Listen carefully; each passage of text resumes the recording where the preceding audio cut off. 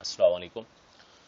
Dear students, this is Hafiz Saad, subject coordinator is in American National School. Today we are going to discuss our next topic of grade 9, and that is Indo-Pak War 1965. Students, this topic is given in your books on page number 114 in English medium books and page number 113 in Urdu medium books. This is an important topic, and first of all, in Indo-Pak War of 1965, we'll discuss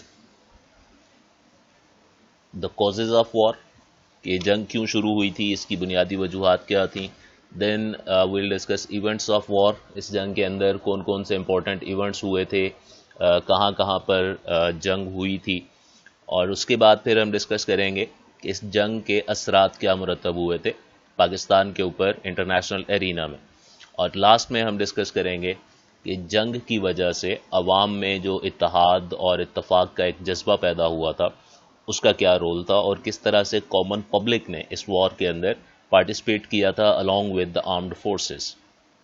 So first of all we'll discuss the causes of war. جنگ کی وجوہات کیا تھیں. First one is establishment of Pakistan, یا پاکستان کا قیام. تو جیسا کہ ہم جانتے ہیں کہ بر صغیر کی جو تقسیم ہوئی تھی اور پاکستان کا قیام, یہ ہندوؤں کی خواہشات کے خلاف تھا. ہندو نہیں چاہتے تھے کہ پاکستان بنے, اس لیے ابتدا سے ہی ہندوؤں نے ہر ممکن کوشش کی تھی کہ وہ کسی بھی طرح سے پاکستان کو دوبارہ ہندوستان میں شامل کر سکیں. اور پاکستان کا جو استحکام تھا, پاکستان کی سٹیبلٹی اور پاکستان کی ڈیولپمنٹ, یہ ہندوؤں کو کسی بھی طرح سے پسند نہیں آ رہی تھی, اور وہ مسلسل ان کوششوں میں تھے کہ پاکستان کو ڈی اسٹیبلائز کر سکیں. So this was the first reason جس کی وجہ سے 1965 میں انڈیا نے پاکستان پر اٹیک کیا تھا, پاکستان کی ڈیولپمنٹ کو, پاکستان کی سٹیبلٹی کو ختم کرنے کے لیے. سیکنڈ پوائنٹ اس کے بعد ہے کشمیر ایشو. سٹارٹ سے 1947 سے کشمیر ایشو دونوں کنٹریز کے درمیان بون آف کنٹینشن رہا ہے اور ابھی تک موجود ہے. 1965 کی جو وار تھی, اس کی میجر کازز کے اندر ایک کاز یہ کشمیر ایشو بھی تھی. ایک تو اس کے حوالے سے جو سیکیورٹی کونسل ہے یونائٹڈ نیشنز کی, اس نے ڈفرینٹ ریزولوشنز پاس کر دی ہوئی تھیں کہ کشمیری پیپل جو ہیں ان کو رائٹ آف سیلف ڈٹرمینیشن, حق خود ارادیت فراہم کیا جائے, وہ اپنی مرضی سے اپنے مستقبل کا فیصلہ کریں. لیکن انڈیا اس چیز کو ایکسیپٹ نہیں کر رہا تھا, پاکستان کنٹینیوسلی اس چیز کو بیک کر رہا تھا. تو اس وجہ سے بھی انڈیا نے اٹیک کیا کہ نہ صرف کشمیر بلکہ ہم پورے کا پورا پاکستان ہی اپنے ساتھ شامل کر لیں. تھرڈ پوائنٹ ہے انڈیا چائنا وار. 1962 میں بھارت نے چین کے ساتھ جنگ چھیڑی تھی, اور اس میں رن آف کچھ, یہ ایک جگہ ہے انڈیا اور چائنا کے بارڈر کے اوپر جہاں پر یہ جنگ ہوئی تھی. رن آف کچھ اور اس کے علاوہ نیفا اور لداخ, یہ ریجنز تھے اسپیسیفکلی. ایک بارڈر کلیش تھا انڈیا اور چائنا کا جو جنگ میں تبدیل ہو گیا, اور اس میں انڈیا کو بہت بری طرح سے شکست ہوئی تھی. تو اپنی اس شکست کی خفت کو مٹانے کے لیے پاکستان کو بھارت نے ایک آسان ٹارگٹ سمجھتے ہوئے پاکستان پر اٹیک کیا, تاکہ وہ انٹرنیشنل لیول کے اوپر دوبارہ سے اپنی کریڈیبلٹی جو ہے اس کو مینٹین کر سکے. اس میں سے اسٹوڈنٹس یہ جو ڈیٹ ہے انڈیا چائنا وار, یہ کب ہوئی تھی؟ ان 1962. یہ بڑی امپورٹنٹ ہے, ایز این MCQ آپ سے پوچھی جا سکتی ہے. پیج نمبر 114 کے اوپر اردو میڈیم کی بکس میں پوائنٹ نمبر 3 ہے, اور انگلش میڈیم بکس کے اندر دس از پیج نمبر 115. اس میں یہ ڈیٹ گیون ہے, اس کو ایز این MCQ مارک کر لیجئے گا. اینڈ لاسٹ پوائنٹ اس کے اندر یہ ہے کہ الیکشنز ہونے والے تھے انڈیا کے اندر, اور کانگریس پارٹی جو کہ انڈیا کے اندر رولنگ پارٹی تھی, وہ پاکستان کے اگینسٹ مہم شروع کر کے اینٹی پاکستان جو سینٹیمنٹس تھے ان کو اپنی فیور میں یوز کرنا چاہتی تھی ٹو ون دا الیکشنز. یہ 4 میجر کازز ہیں جس کی وجہ سے انڈیا نے 65 میں پاکستان پر اٹیک کیا اور یہ جنگ شروع ہوئی تھی. یہ causes of war as short question پوچھا جاتا ہے پوائنٹ. اس میں سے اینی 3 بھی پوچھے جا سکتے ہیں اور یہ پورے کا پورا پوائنٹ بھی پوچھا جا سکتا ہے, تو اس کو آپ نے ایز شارٹ کویسچن پریپیئر کرنا ہے. نیکسٹ اس کے بعد اسٹوڈینٹس ہم ڈسکس کریں گے events of war.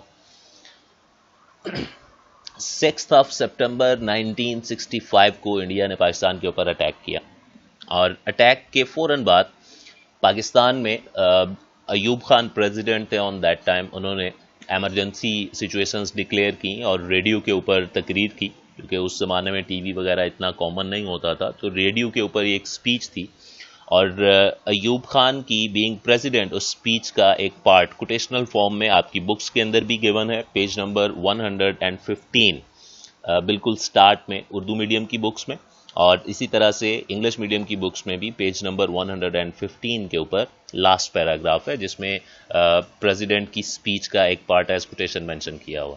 This speech was basically a morale booster, عوام کا جذبہ بڑھانے کے لیے یہ تقریر اس وقت کی گئی تھی, جس میں commonly president said that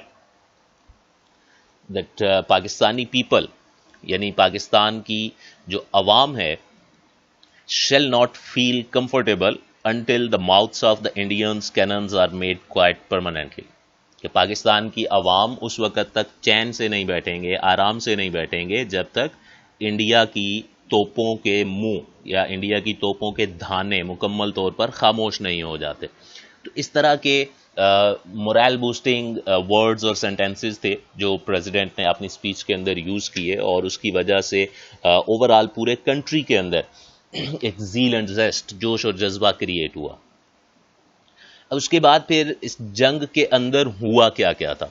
firstly India نے اٹیک کیا تھا لاہور کے اوپر, اور اس وقت کے جو انڈین آرمی کے آفیسرز تھے, ٹپیکلی ایک بڑا فیمس نیم ہے ہسٹوریکلی جنرل چودھری, اس نے اور اس کے دوسرے ساتھیوں نے یہ اعلان کیا ہوا تھا کہ ہم صبح کا ناشتہ لاہور کے جم خانہ کلب میں کریں گے جا کے.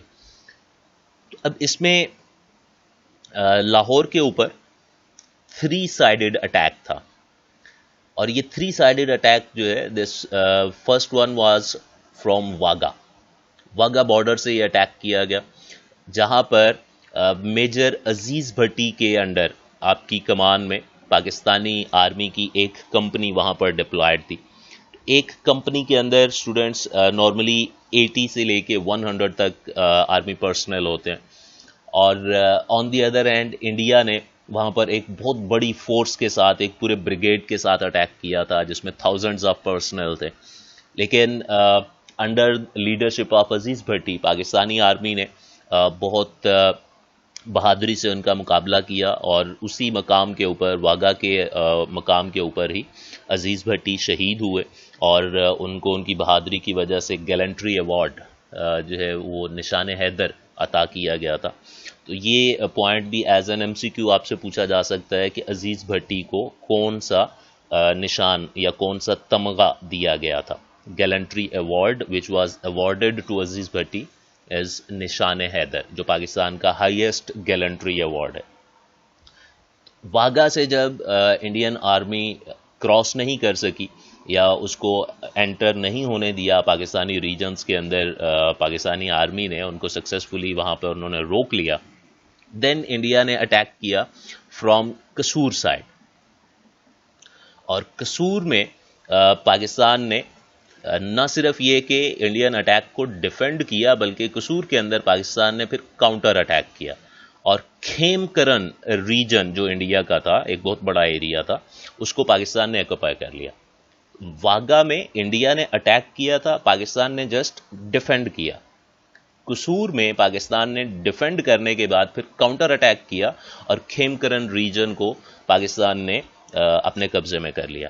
اس کے بعد پھر اسی جگہ پہ قصور والی سائڈ سے ہی ہیڈ سلیمان کی کافی فیمس پلیس ہے, یہاں سے انڈیا نے اٹیک کرنے کی کوشش کی, بٹ ونس اگین وہاں سے بھی انڈین آرمیز سکسیسفل نہیں ہو سکے.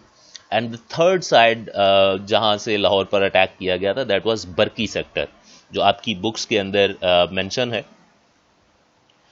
پیج نمبر 115 کے اوپر اردو میڈیم کی بکس میں ایک ہیڈنگ بنی ہوئی ہے لاہور, اور انگلش میڈیم کی بکس میں دس از پیج نمبر 116, بالکل سٹارٹ میں ہیڈنگ ہے لاہور. اس میں اگر آپ دیکھو گے تو پہلی لائن کے اندر یہ پوائنٹ مینشن ہے that India launched 3-sided attack from Wagah, Burki and Kasur on Lahore. تو یہ 3 جگہیں تھیں. برکی کا پوائنٹ جو ہے اس کو بک کے اندر چونکہ مینشن نہیں کیا گیا تو دیٹس وائی میں نے ابھی یہاں پر اپنے لیکچر میں جسٹ واگا اور قصور والے جو پوائنٹس ہیں ان کو ڈسکس کیا ہے. Next, India attack down Sialkot.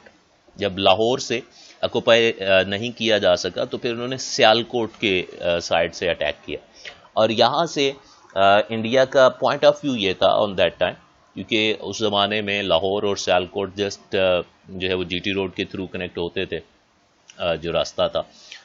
باقی موٹر ویز وغیرہ یا اس طرح کی ٹرانسپورٹیشن ایڈوانس نہیں تھی اتنی زیادہ اس وقت. تو ان کا تھنکنگ یہ تھی کہ سیالکوٹ سے اگر ہم انٹر ہو جائیں تو ہم لاہور تک ایزیلی اپروچ کر سکتے ہیں.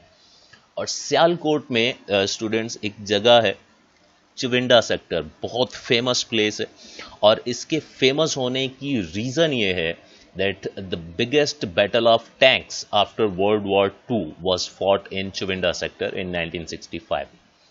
آرمرڈ کور کے ساتھ انڈیا نے ٹینکوں کا ایک بہت بڑا حملہ کیا تھا. چونڈا سیکٹر کے اندر پاکستان اور انڈیا کی یہ لڑائی ہوئی تھی, اور اس کو ٹینکوں کی سب سے بڑی لڑائی کہا جاتا ہے. ورلڈ وار 2 کے بعد سے اب تک سب سے بڑی لڑائی وہ تھی. آلدو پاکستان کے پاس انڈیا کی اس فورس کا مقابلہ کرنے کے لیے بہت زیادہ طاقت نہیں تھی, ٹینکس بھی بہت کم تھے پاکستان کے پاس, بٹ پاکستان سکسیسفلی ڈیفینڈڈ.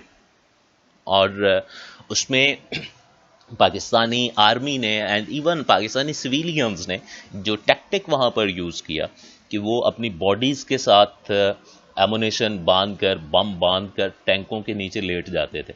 اور یہ کہنے کو ایک بڑا آسان سا کام ہے, ایک سمپل سا سینٹینس ہے جو میں نے بول دیا اور آپ نے سن لیا, لیکن اگر ہم اس کو امیجن کریں کہ وہ بندہ جو ٹینک کے نیچے لیٹ رہا ہے اپنی باڈی کے ساتھ بم باندھ کے, اس کو یہ مور دین 100% کنفرم ہے کہ وہ خود تو مرنے ہی والا ہے, اب اس کا زندہ بچنے کا کوئی چانس نہیں ہے, لیکن وہ ایک جذبہ تھا کہ اگر میں جاؤں گا تو میرے ساتھ ساتھ انڈیا کا ایک ٹینک بھی جائے گا. اور اس طرح سے پاکستان آرمی نے along with the support of civilians اس بیٹل کو ون کیا, اور انڈیا وہاں سے بھی سیالکوٹ سے بھی ناکام ہوا. Next, India attacked from Rajasthan. Lahore اور سیالکوٹ, قصور وغیرہ یہ سارے پنجاب کے ریجنز. اب راجستھان سے نیکسٹ اٹیک کیا انہوں نے فرام سندھ سائڈ, اور وہاں سے مین ان کا ٹارگٹ تھا پاکستان کا جو فیمس سٹی ہے حیدرآباد, اس کو آکوپائی کرنا. اگر حیدرآباد پر قبضہ ہو جاتا ہے, ان کا انڈین پوائنٹ آف ویو یہ تھا, تو پھر اس کے بعد کراچی کو آکوپائی کرنا بہت ایزی ہو جائے گا. ایک تو فرام لینڈ, زمینی راستے سے حیدرآباد سے کراچی پر ہم اٹیک کر سکیں گے, اور دوسرا فرام سی. لیکن وہاں سے حر مجاہدین کی مدد سے پاکستانی آرمی نے اور رینجرز نے انڈیا کو سکسیسفلی ڈینائی کیا, وہاں سے انٹر نہیں ہونے دیا. یہ حر مجاہدین سندھ کے اندر ایک ریلیجیس گروپ ہے جس کے ممبرز کو حر کہا جاتا ہے. ایک فیمس نیم ہے پیر پگاڑا, پاکستانی پولیٹکس کے اندر اکثر و بیشتر سننے میں آتا ہے, شاید آپ لوگوں نے بھی سنا ہو. ان کے جو فالوورز ہیں ان کو حر کہا جاتا ہے. تو انہوں نے پاکستان آرمی کے ساتھ مل کر اس اٹیک کو سکسیسفلی فیل کیا, اور انڈیا لینڈ وار میں کہیں سے بھی پاکستان پر سکسیسفل اٹیک نہیں کر سکا. جہاں سے بھی انہوں نے حملہ کیا وہاں سے ان کو پسپا ہونا پڑا. نیکسٹ اس کے بعد ہے ایئر وار. اب اس میں بیٹا یہ ہے کہ ایئر وار کے اندر پاکستان نے پہلے اٹیک کیا. لینڈ وار میں انڈیا نے اٹیک کیا تھا, لیکن فضائی جنگ میں پاکستان نے فرسٹ اٹیک کیا اور پاکستان نے سکسیسفل اٹیکس کر کے انڈین ایئر فورس کے بہت سے امپورٹنٹ جو ان کے ایئر بیسز تھے ان کو ڈسٹرائے کر دیا، جن کے نام آپ کی بکس کے اندر بھی لکھے ہوئے ہیں اور یہ سامنے آپ کو لکھے ہوئے نظر بھی آ رہے ہیں: پٹھان کوٹ، جودھ پور، آدم پور، ہلواڑا، جام نگر، جموں اینڈ سری نگر۔ یہ مین انڈین ایئر بیسز تھے جن کو پاکستان نے سکسیسفلی ڈسٹرائے کیا۔ یہ شارٹ کویسچن کے طور پر نام آپ سے پوچھے جا سکتے ہیں کہ پاکستانی فضائیہ نے بھارت کے کون کون سے فضائی اڈوں کو تباہ کیا۔ In Urdu medium books this point is given on page number 116 اور انگلش میڈیم کی بکس میں یہ پیج نمبر 117 کے اوپر پوائنٹ ہے، جس میں یہ ایئر بیسز کے نام مینشن کیے ہوئے ہیں۔ ان کو ہائی لائٹ کر لیجئے اور یہ امپورٹنٹ پوائنٹ ہے شارٹ کویسچن کے پوائنٹ آف ویو سے۔ ان ریسپانس جب انڈیا نے پاکستان کے اوپر اٹیک کرنے کی کوشش کی تو سرگودا میں جو پاکستان ایئر فورس کا فیمس ایئر بیس ہے وہاں پر انڈیا نے اٹیک کیا، لیکن وہاں سے بھی سکسیسفلی پاکستان ایئر فورس نے انڈین ایئر فورس کو ڈیفیٹ کیا، اور اسی دوران میں پاکستانی ایئر فورس کے اسکواڈرن لیڈر ایم عالم محمد محمود عالم نے ورلڈ ریکارڈ اسٹیبلش کیا جو کہ آج تک قائم ہے، اور وہ ریکارڈ یہ تھا کہ لیس دین 1 منٹ ٹائم کے اندر انہوں نے انڈیا کے 5 فائٹر جیٹس کو ڈسٹرائے کیا۔ یہ پوائنٹ تھا اباؤٹ ایئر وار۔ نیکسٹ اس کے بعد ہے اگین بڑا امپورٹنٹ پوائنٹ ہے نیول وار، بحری جنگ۔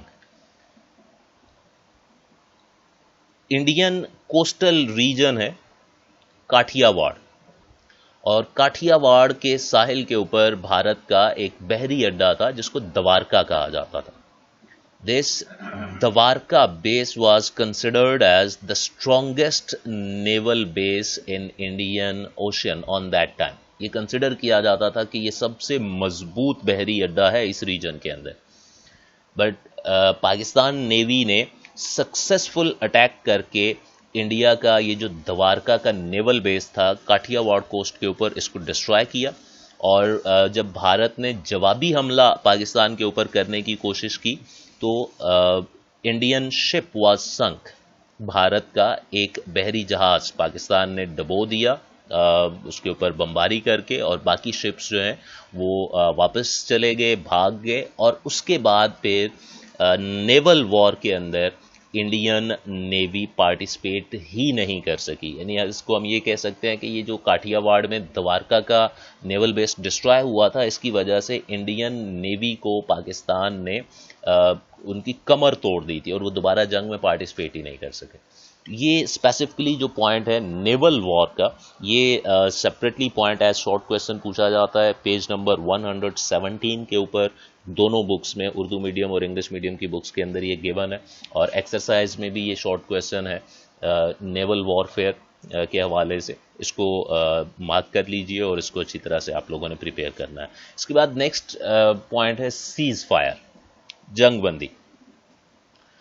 یونائٹڈ نیشنز آرگنائزیشن، جس کو ہم اردو میں اقوام متحدہ کہتے ہیں، اس نے انٹرفیئر کیا، اور 23 سپٹمبر 1965، یہ ڈیٹ سامنے لکھی ہوئی نظر آ رہی ہے، 23 سپٹمبر 1965 کو سیز فائر اناؤنس کیا گیا، جنگ بندی کا اعلان ہوا، اور اس طرح سے یہ جنگ ختم ہوئی which was started on 6 September 1965 کو سٹارٹ ہوئی تھی، 23 سپٹمبر 65 کو اینڈ ہوئی۔